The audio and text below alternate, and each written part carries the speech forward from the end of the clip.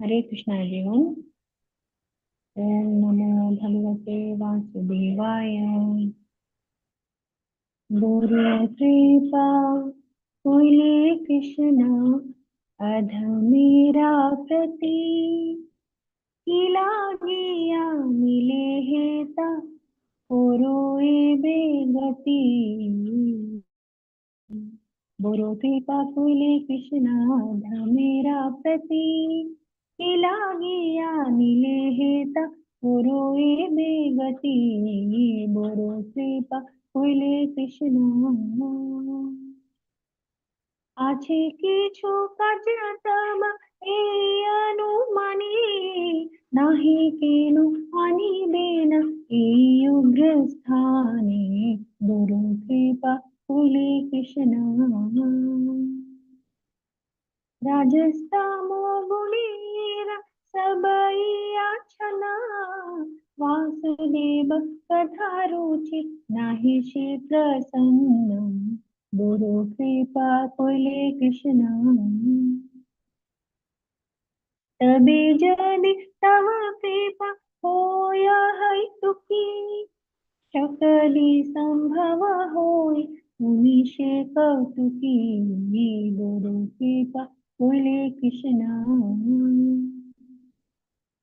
की भावे बुझाले तारा बुझे সেই রসা ইতা কৃপা করো প্রভু পুরি নিজ বশ গুরু কৃপা হইলে কৃষ্ণ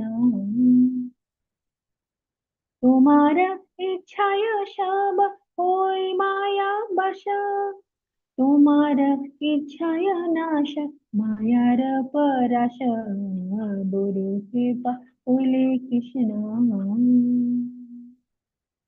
তব ইচ্ছা হই যদি তাদের উদ্ধার বুঝিবে নিশ্চয় তবে কথা সে তোমার গুরু কৃপা হইলে কৃষ্ণ ভাগবতের কথা সে তব অবতার ধীর হইয়া শুনে যদি কানে বার বার গুরু কৃপা হইলে কৃষ্ণ মেরা প্রতি কি লাগিয়া নিলে হেতা করোয়ে বেগতি হরে কৃষ্ণ কৃষ্ণ কৃষ্ণ হরে হরে হরে রাম রাম রাম হরে হরে हरे कृष्ण कृष्ण कृष्ण हरे हरे हरे राम राम राम हरे हरे हरे कृष्ण कृष्ण कृष्ण हरे हरे हरे राम राम राम हरे हरे। श्रील प्रभुपाद की जय। हरे कृष्ण माता जी। Hare Krishna Mataji. Would you mind reading the translation also, Mataji? The meaning of this? Mataji, I don't have that. You don't have it? It's okay, Mataji. I mean, Prabhupada has written that, whenever we read this, it is so heart-touching actually. It's very nice. Thank you, Mataji. Yes, Mataji. Hare Krishna. Let's begin with our prayers. ओम अज्ञानतिमिरान्धस्य ज्ञानाञ्जनशलाकया चक्षुरुन्मिलितं येन तस्मै श्रीगुरुवे नमः। श्रीचैतन्यमनोभीष्टं स्थापितं येन भूतले स्वयं रूपा कदा मह्यं ददाति स्वपदान्तिकं। हे कृष्णा करुणा सिन्धु दीनबन्धु जगत्पते गोपेशा गोपिका कान्ता राधाकान्ता नमोऽस्तुते। तप्तकाञ्चन गौरङ्गी राधे वृन्दावनेश्वरी वृषभानुसुते देवी प्रणमामि हरिप्रिये। जय श्री कृष्ण चैतन्य प्रभु नित्यानंद श्रीधर श्रीवासादि गौर भक्त वृंदा। हरे Krishna Krishna Krishna Hare Hare Hare Ram Ram Ram Hare Hare. So last class we were discussing the prayers by the Vedas personified. It is given very clearly, anybody who is not actually in Krishna consciousness, that's what it actually means, they're actually committing spiritual suicide by worshipping illusion. And Vedas are using such strong words for those who choose to remain in illusion. And then we read about the yogic practice. There are yogis, They go to secluded place. Even today they practice. And long back, we have heard, in Satyuga and Trita Yuga and all, there were yogis who actually practiced. But in Kali Yuga, it is not easy. But still, Vedas say if a person actually follows that process, he can also get back to Godhead. He can go back to Godhead. It is possible. If he's actually practicing the mystic yoga properly, it is possible, which is not easy. It is given very nicely there. See, the followers of the path of mystic yoga subdue their senses and minds by practicing breath control and severe austerities. They do severe tapas and everything. If they are successful, they can go back. But then the process is actually very easy, as given by Chaitanya Mahaprabhu. So Vedas are also saying the same thing. They are saying the same thing. See, they are saying, "Oh Lord," see, the last paragraph says, Prabhupada quotes so many references, everything. Loving remembrance of your lotus feet is very rarely achieved. It's so difficult. Krishna himself says there will come a time in a person's life after so many births, millions and millions of births, he'll understand Vasudevam Sarvamiti. Vasudeva is the source, he is the cause of all causes, he is the maintainer, he is the protector, he is the creator. There will come a time when the person actually understands that he will start devotional service, he will become Krishna conscious, and after that stage, that's when actual success starts. So he's saying, but it's very rare, it's not easy. Please, Narahari, somehow arrange for me to have that remembrance day and night. We are actually so fortunate because we are constantly, there is something going on in the temple, if you see, and we are all sitting at home. We are not even able to go to the temple all the time. In spite of that, there are so many programs, so many classes, so many things like shloka recitation is going on. Starts at 4 a.m. in the morning, 4:30, and continuously there's something or the other. And there are so many books to read, and Prabhupada has made all this free of cost. What more can we ask for? And then here, Vedas are also talking about devotional service. Um, when these ecstatic symptoms manifest on a devotee's body, some people may think this is just, they are becoming very emotional or they are becoming sentimental. Oh, these people cannot read the scriptures, they cannot actually do severe austerities, though they are human beings who should be doing austerities. They have chosen the easy way. That's how it looks for so many ignorant people. But actually, this is the ultimate, a person who has reached that ultimate stage, who has actually understood that Krishna is the Supreme Personality of Godhead. And he has understood that devotional service, of course, there is emotion, It is because we see Arjuna also, he's expressing all his emotions.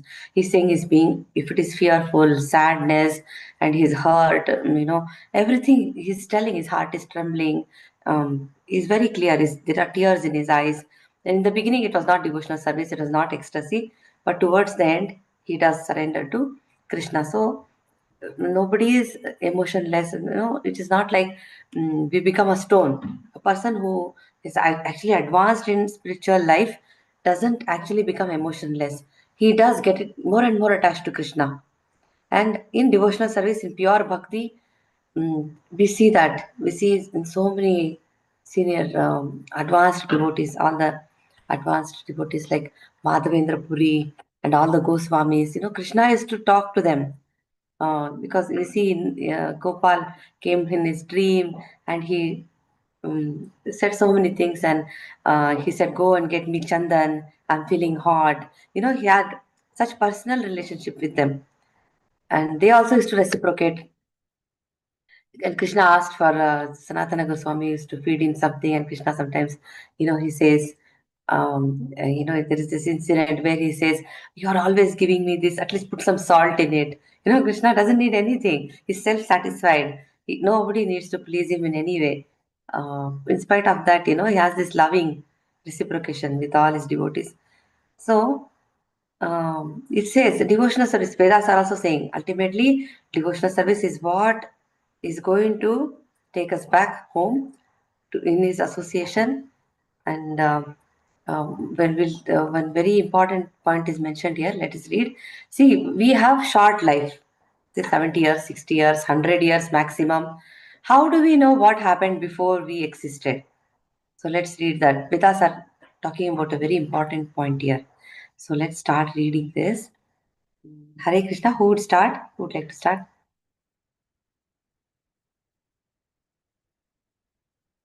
Sukanya Mataji? Okay, Mataji, Nirja Mataji, yes.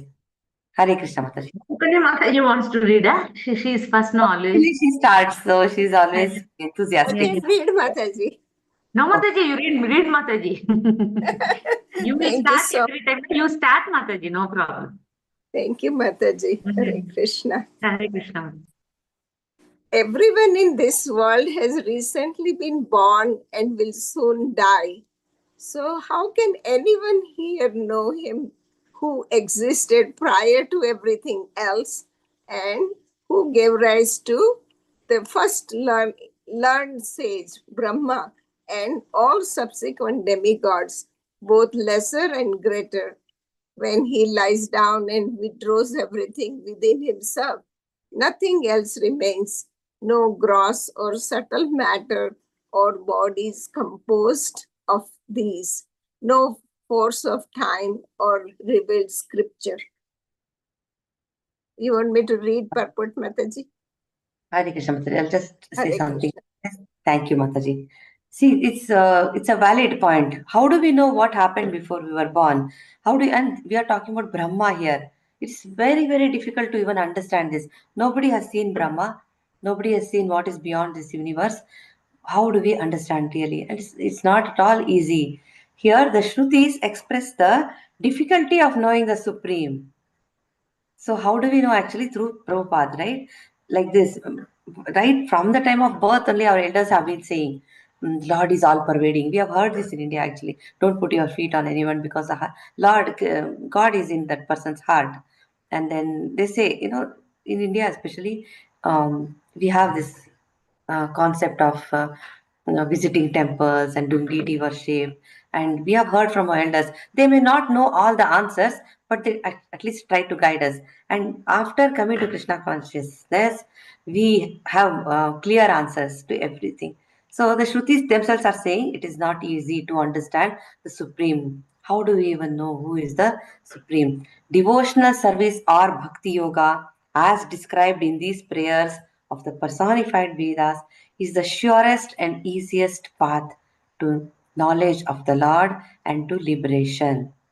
In comparison, the philosophic search for knowledge known as Jnana Yoga is very, very difficult because actually, people get so frustrated. There comes a point, then they'll start wondering what is beyond this, what is life, what am I, who am I, what am I doing? So, slowly they start becoming a little philosophical. They try to do speculation and they try to read a lot, and they try to gather a lot of knowledge. They want to find out who is the absolute truth, what is the absolute truth. So, but it is not easy. Favored though it is by those who are disgusted with material life, but still unwilling to surrender to the Lord. They are disgusted, frustrated with their life. So they do all the studies and mental speculation and everything, but they are not surrendering to the Lord. Neither they have love for God. It is more like they may even be envious. Then there is no use of all the studies. And there are, Prabhupada himself says so many people have written commentary about Bhagavad Gita from their own mind. They have written, but that's not how we understand Bhagavad Gita. And most of them are envious of Krishna also. They talk as if he's a human being. They don't understand what Krishna is trying to say. They don't understand what Vedas say. So as long as the finite soul remains envious of the Lord's supremacy, in the material world it is very common. Somebody does better than us, immediately a person will start thinking, oh my God, that person is doing better than me, and the envy comes. Material world is like that. And so if somebody becomes envious of Krishna, then who can save him? The Lord does not reveal himself. So if we have to understand Krishna, if you understand even little bit, that is because of his mercy. He is actually revealing himself. That's how it is. So,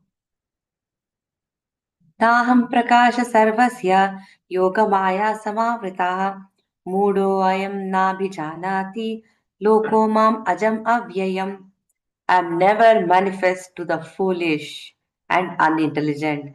When a person approaches the spiritual master, it seems he has to be very, very humble. He has to just be like a clean slate or a paper that which has no marks on it. Just like that, like very dumb. And the spiritual master will reveal the knowledge to him. If a person is behaving very arrogant and he starts, some people are there, they are asking questions to challenge the teacher, to find out how much the teacher knows, and with a different attitude. If that is the attitude towards the spiritual master, then they will not learn anything. So, like Prabhuji says, there should be respect for. If there is no respect for Krishna, if Arjuna was he already surrendered. Only after he surrendered, Krishna started speaking. So it's like that. So spiritual master also cannot do anything much with such a person.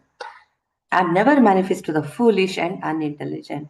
For them, I'm covered by my internal potency, and therefore they do not know that I'm unborn and infallible. And what does Brahma say? See, how do we know Krishna? Through these acharyas. Because they are telling Krishna is the Supreme Personality of Godhead. That's how we understand. The Vedas are already there. We try to understand. And we understand through the medium of the Guru only. There's nobody else. Only a teacher can guide the student. The Guru has already seen the truth because he himself has seen the truth. And Acharya means somebody who is actually showing by his own example. He is living the he's already on a absolute plane, so he's the one who can reveal all this knowledge. So do you know this sloka is from Brahma Samhita? Can you chant this? Who would like to? Nirja Mataji wanted to. Hare Krishna Mataji, you can start from here. Pantas Mataji, this one. Yes, Mataji. Hare Krishna Mataji. I'll try Mataji. Panta sukoti satavatsara sampragamyo vayur atapi manaso muni pungavanam so api asti yat prapada simni avichintya tatve govindamadi purusham tamaham bhajami. Hare Krishna Mataji. One more is there? No.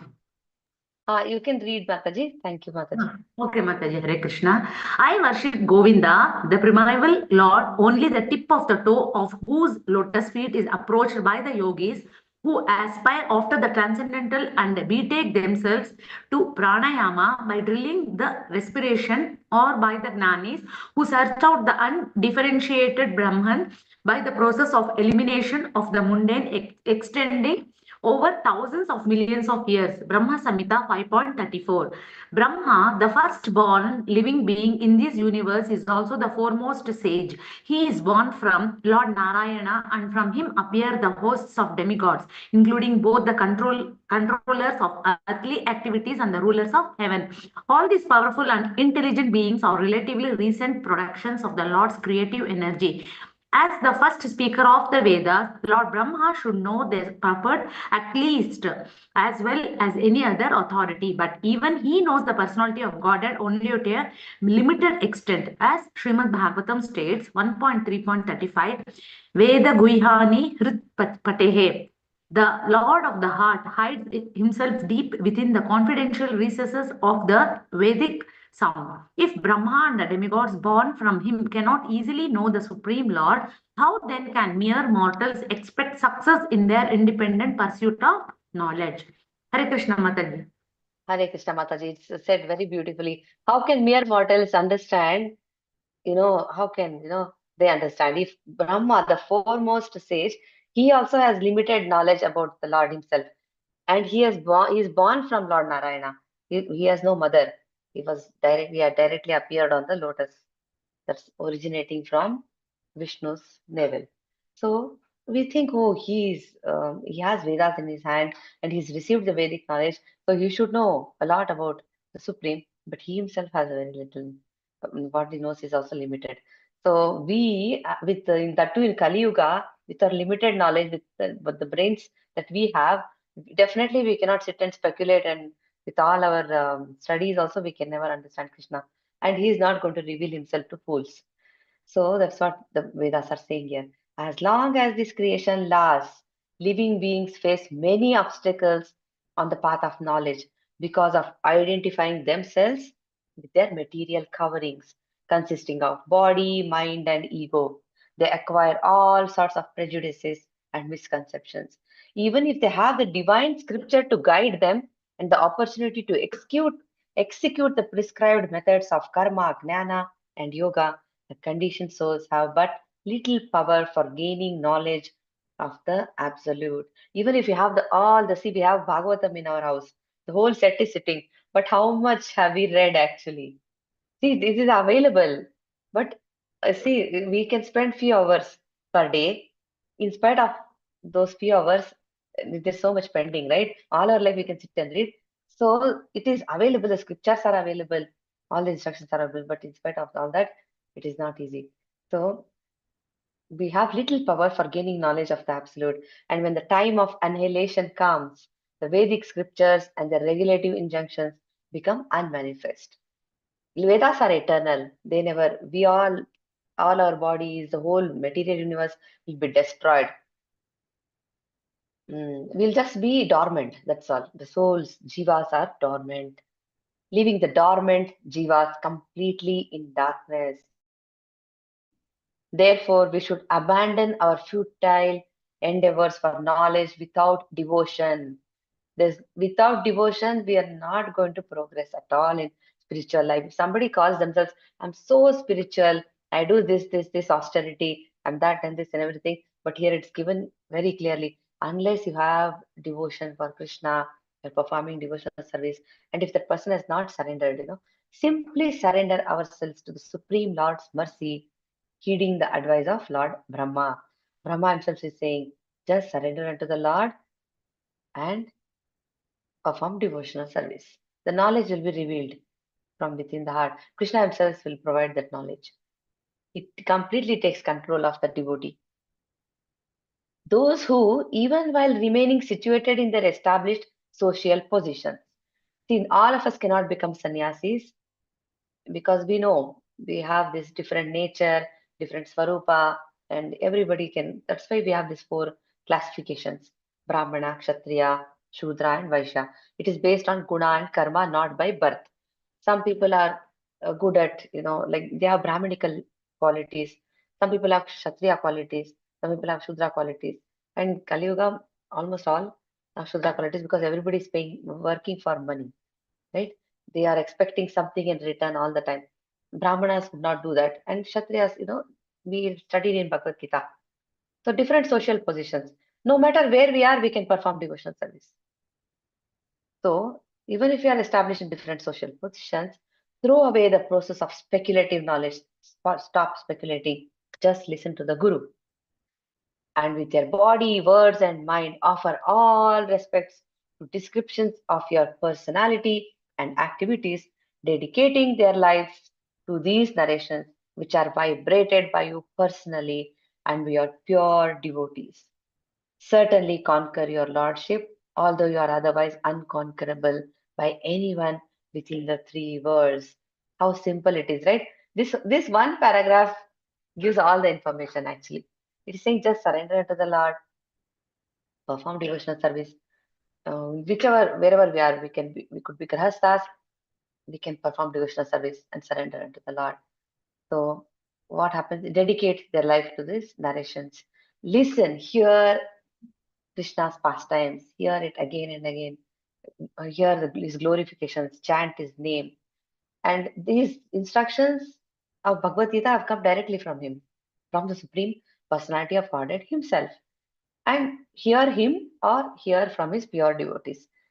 Then what happens? We can actually, a pure devotee actually conquers Krishna. That's why Krishna doesn't give bhakti so easily, because it's like he gets, a pure devotee can purchase Krishna.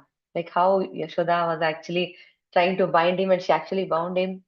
And then the gopis were making him dance around. So much love that they could purchase him. And they say Radharani has him in her pocket. She can, he listens to her. And he can't understand why Radharani loves him so much. So that kind of love, they're all very, very advanced in their devotional service. And then he becomes conquerable. Otherwise, nobody can conquer God. In this regard, Taittiriya Upanishad refers to the Supreme as Yato Vacho Nivartante Aprapya Manasa Saha, where words cease and where the mind cannot reach. It's very difficult to understand. We can't see, that's why the Vedas cannot describe the Lord, but they are glorifying the Lord with words. That is, the capacity is given by the Lord Himself, and mind cannot reach. We say, what I see only I can believe. People say, let God come in front of me, then I will believe He exists. That is just foolishness. So, Anejan, this is Ishopanishad mantra. Anejadekam manaso javiyo naita devapnuvan purvamarshad tadhavato anyan atyeti tishtat tasmin napo matarishva dadhati. Although fixed in his abode. We say Krishna is in his place, he is in Goloka Vrindavan. The personality of Godhead is more swift than the mind, is very much here. If we are discussing about Krishna, Krishna is there. Wherever we are talking about Krishna, Krishna is right there, present. If you have Bhagavatam in the house, Krishna is there.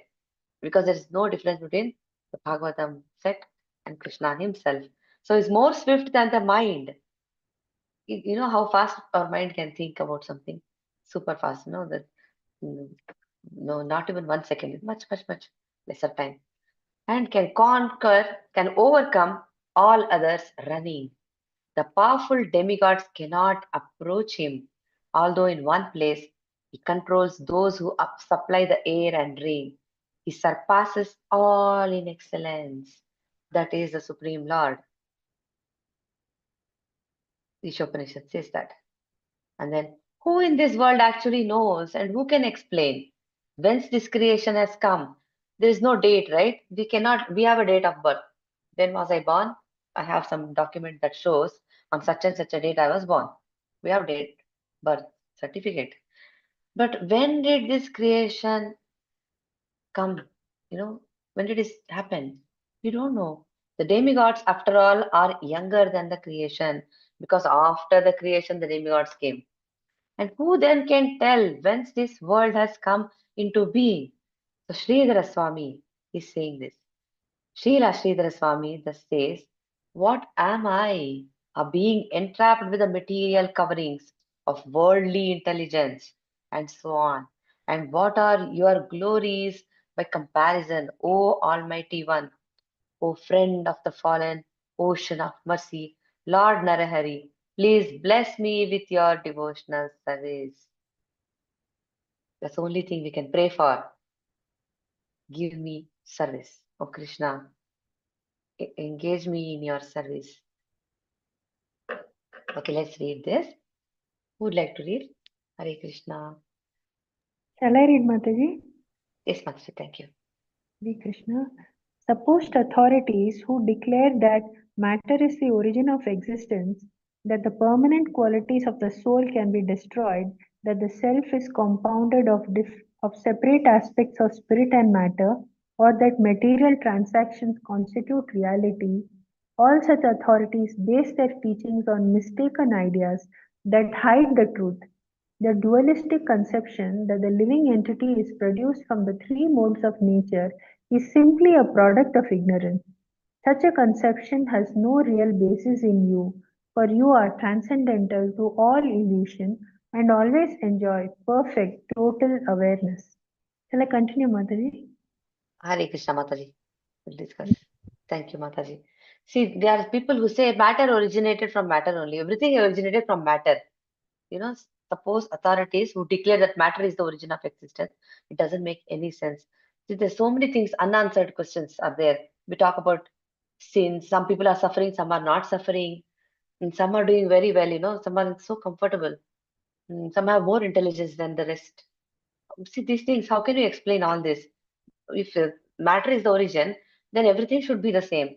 There are so many things that are not answered. So that is explained in the purport. And if we say, okay, everything originated from matter and all the qualities of the soul can be destroyed, Then the self is compounded of separate aspects of spirit and matter, so that material transactions constitute reality. This world it is actually real. It is not illusion. It does exist. Material world does exist. There is one very beautiful example given in the next shloka. It is say, anything that is made of gold has value. Similarly, the Lord has created the universe and He is all pervading, then definitely material world has its own significance. It is also divine in one way. Krishna himself says, I'm the one who is actually holding everything in place. So all such authorities base their teachings on mistaken ideas. If people are studying only matter and they think, how did this come into being? This happened because of some chemical reaction and something like that, then that is just mistaken ideas. That's what scriptures are saying. Mistaken ideas that hide the truth. The dualistic conception that the living entity is produced from the three modes of material nature is a simply product of ignorance. The three modes are controlling us, but we are not, the living entity is not produced from that. That also is explained in the puppet. We'll read it. So beautifully explained. Such a conception has no real basis in you, for you are transcendental to all illusion and always enjoy perfect total awareness. So let's read this. It is a mystery actually. Nobody can understand Krishna that we know. But Achintya Veda, Aveda Tattva, it's like that. Mataji, would you like to continue reading, Mataji? Hare Krishna. Yes, Mataji. Purpose. The true position of the Supreme Personality is a sublime mystery, as is also the dependent position of the Jiva soul. Most thinkers are mistaken in one way or another about these truths. Since there are countless varieties of false designation that can cover the soul and create illusion, foolish conditioned souls submit to obvious delusions, but the illusory power of Maya can easily subvert the intelligence of even the most sophisticated philosophers and mystics. Thus, there are always divergent schools of thought propounding conflicting theories concerning basic principles of truth. In traditional Indian philosophy, the followers of Vaisheshika, Nyaya, Sankhya, Yoga, and Mimamsa philosophies all have their own erroneous ideas, which the personified Vedas point out in this prayer. The Vaisheshikas say that the visible universe is created from an original stock of atoms, Janim Asataha, as Kannada Rishi's Vaisheshika Sutras 7.1.20 state, Nityam Parimandalam, that which is of the smallest size, the atom, is eternal. Kannada and his followers also postulate eternality for other non-atomic entities, including the souls who become embodied, and even a supreme soul.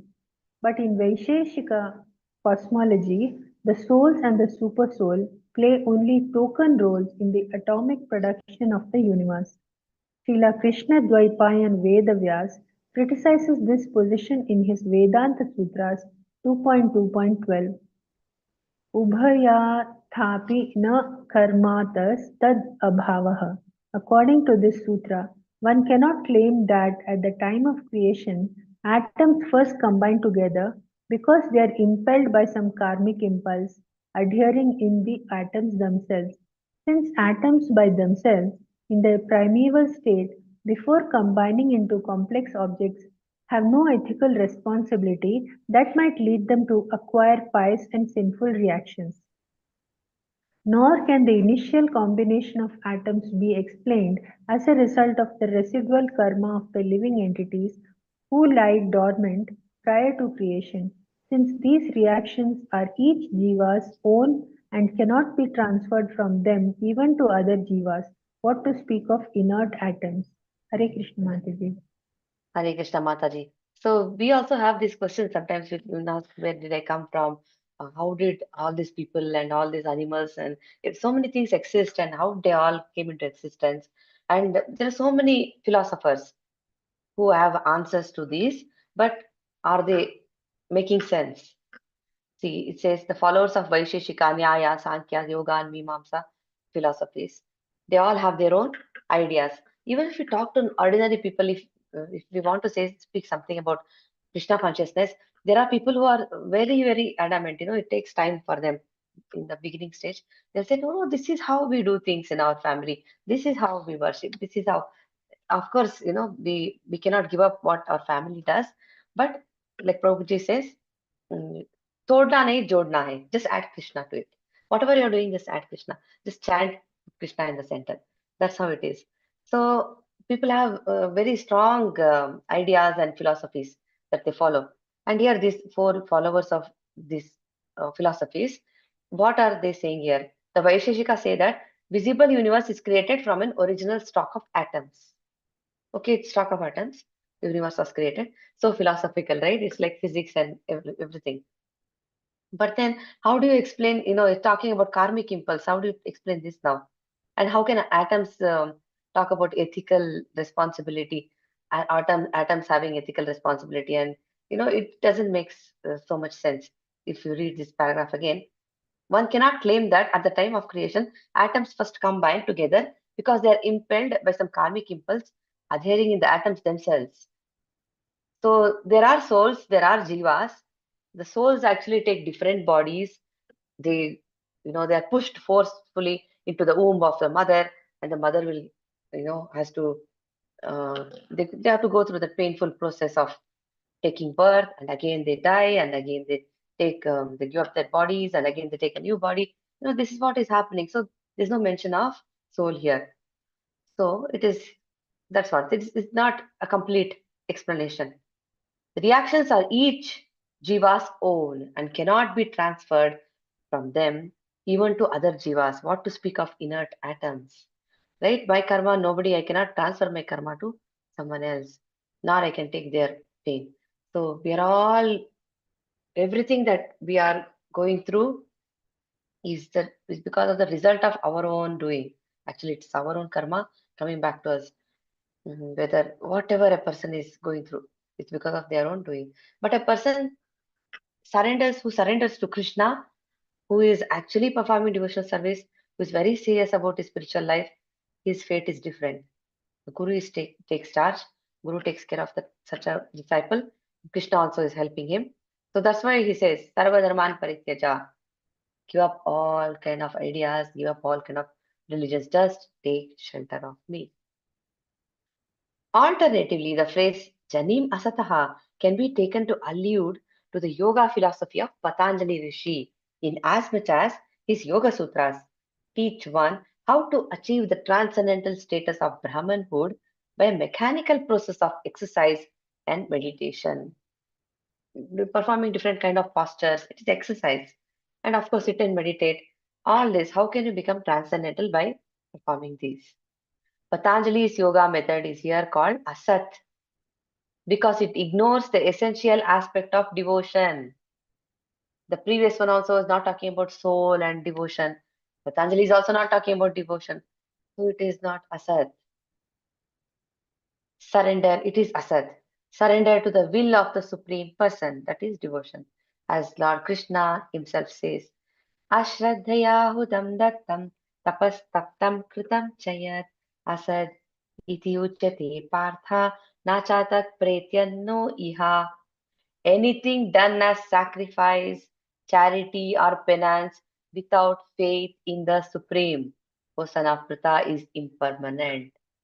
See, any charity we do for Krishna consciousness, like we assist Vaishnavas in their work, or all kind of devotion we do, devotional service that we do, are spreading Krishna consciousness, speaking about Bhagavad Gita or discussing the Lord's pastimes, his glories, everything that is done, in temple service, directly, indirectly, in any way, if you have been in any service, that is permanent, that account goes with us. Even the body is destroyed, the account goes with us, Krishna remembers what all we have done.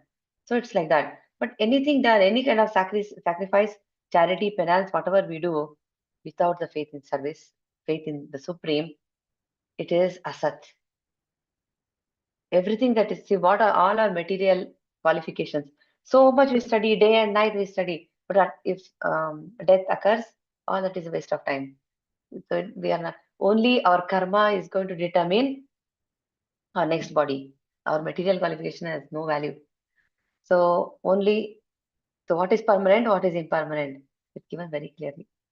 And is useless both in this life and in the next. So we have to be very, very careful. We cannot ignore Krishna. We cannot, this, we say don't have time. But when we read this, we can understand the urgency.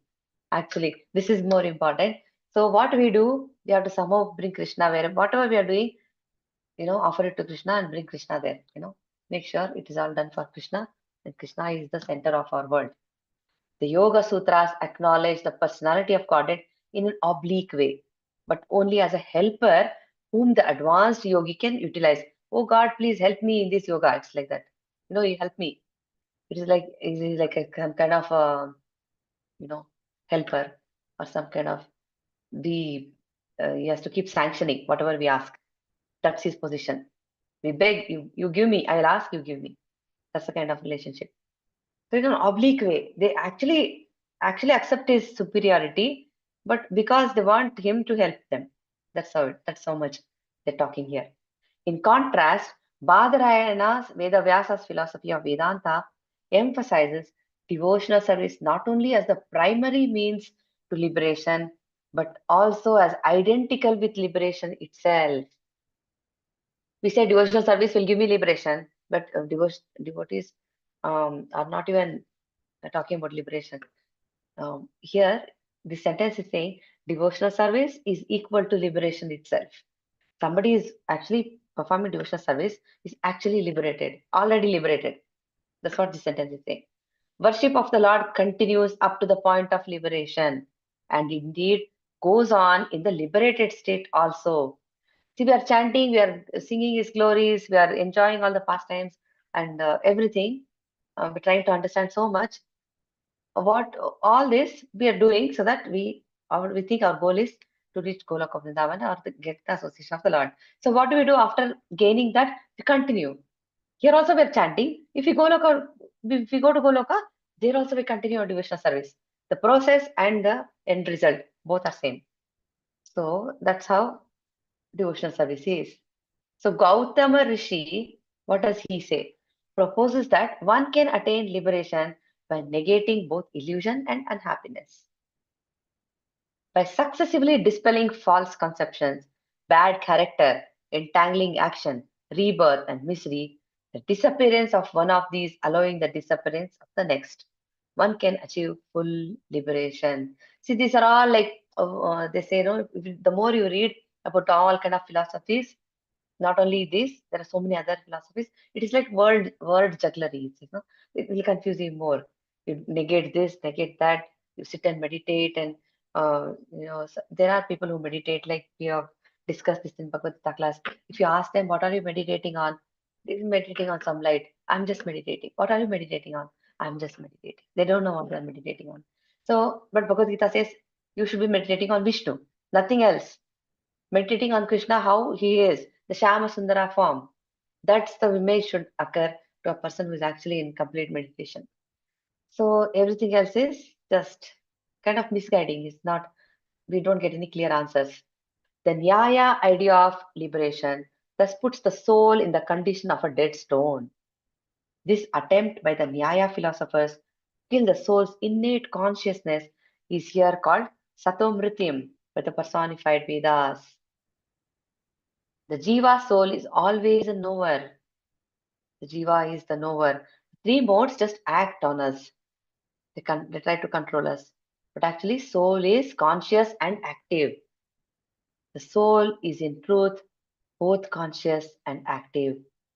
Although the soul is conscious and active, the proponents of Sankhya philosophy wrongly separate these two functions of the living force, ascribing consciousness to the soul and activity to material nature. Purusha. So Purusha is described here. Who is Purusha? What is Purusha? Since the apparent differences between Purushas are only superficial, being due to the various modes of nature that cover them, the Purushas true status is proven to be that of a witness, characterized by his separateness, his passive indifference, his status of being an observer, and his inactivity. So Krishna, what does he say actually? He is Upadrishta and Anumanta and Upadrishta. So let's read this shloka. Tasmat tat samyogad achetanam chetanavadi ivalindam guna kartavrite api tatha karteva bhavati udasinaha. Thus, by contact with the soul, the unconscious, subtle body seems to be conscious, while the soul appears to be doer, although is aloof from the activity of nature's modes. We remember the chariot, right? Where this driver is actually driving, there are horses, and there is this, he's holding the reins, and then this soul is actually sitting in the passenger seat. So it's like that. Our mind is actually taking us everywhere. How the senses can drive the mind. There is this beautiful example given. It is like you sit in the car and you tell the driver, this is where I need to go. And the driver I want to go to the temple. Please take me to the temple. The driver is supposed to take you to the temple. And if the driver is not listening, he's taking you everywhere, all kind of places, but not to the temple. The mind is not listening to you. So it's like that. So Jiva is actually is there, but what is the function of mind and senses we understand. So the Jiva soul must be a performer of actions because the injunctions of scripture must have some purpose. Acharya Baladev Vijayabhushan says, the Jiva, not the modes of nature, is the doer. So it's clear. Baladev Vijayabhushan Swamiji is saying, Prabhupada is saying, Jiva is the doer, not the modes of nature. Why? Because the injunctions of scripture must have some purpose. For example, such scriptural injunctions as Svarga Kamo Yajeta, one who desires to attain to heaven should perform ritual sacrifice.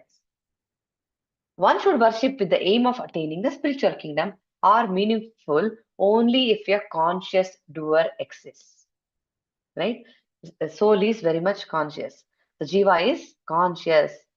One should worship and one should, the instructions are given to a person who is conscious actually. So that's what it is. If the modes of nature were the doer, these statements would serve no purpose. After all, scriptural injunctions engage the living entity in performing prescribed actions by convincing him that he can act to bring about certain enjoyable results. Such a mentality cannot be aroused in the inert modes of nature. So the soul, the jiva is conscious because all the instructions are given to the jiva, and the modes of nature are like inert. They themselves, we just they kind of control us. Mode of goodness, mode of passion, and mode of illusion. But the soul itself is conscious. There are so many other instructions. We can actually discuss the rest in the next class because Jaimini Rishi, what he's saying, Purva Mimamsa Sutras, Vedanta Sutras are saying something. And in the end, what is said is given here. Let's read this. For the bewildered soul, wandering within the darkness of those exalted philosophies promoted by the harsh methods of false logic. See, there are so many false gurus in Kali Yuga. They are even more confusing actually. The soul is already wandering in this darkness and is looking for some light. And if there is a guru, false guru, can easily misguide. The path of true knowledge of you, O Lord of magnificent glory, remains invisible. O Lord of Madhu, husband of the goddess of fortune, when will I become liberated by joyfully chanting your names? Madhava, Vamana, Trinayana, Sri Shankara, Sripati, and Govinda. All this. Very nice explanation. All different philosophies are also described here. But then our Baladev Vidyabhushan Swamiji and then others are giving clear information about soul, about Purusha and the modes of material nature and what we should be doing actually, nothing but devotional service. That's it. The instruction is so clear. In the next slokas also, coming few slokas, a lot more information is given. Why, like for instance, we can read that. I'll just open that first. Just the translation we can discuss. See, it says,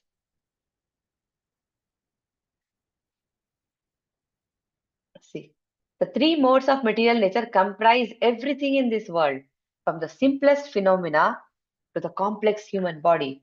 Although these phenomena appear real, they are only a false reflection of the spiritual reality. We studied that inverted banyan tree, right, in chapter 15. Although these phenomena appear real, they are only a false reflection of the spiritual reality, being a superimposition of the mind upon you. Still, those who know the Supreme Self consider the entire material creation to be real in as much as it is non-different from the Self. This sentence, the last sentence, is so important. Just as things made of gold are indeed not to be rejected, since their substance is actual gold, so this world is undoubtedly non-different from the Lord who created it and then entered within it. See, it is as divine as the Lord himself. How beautiful.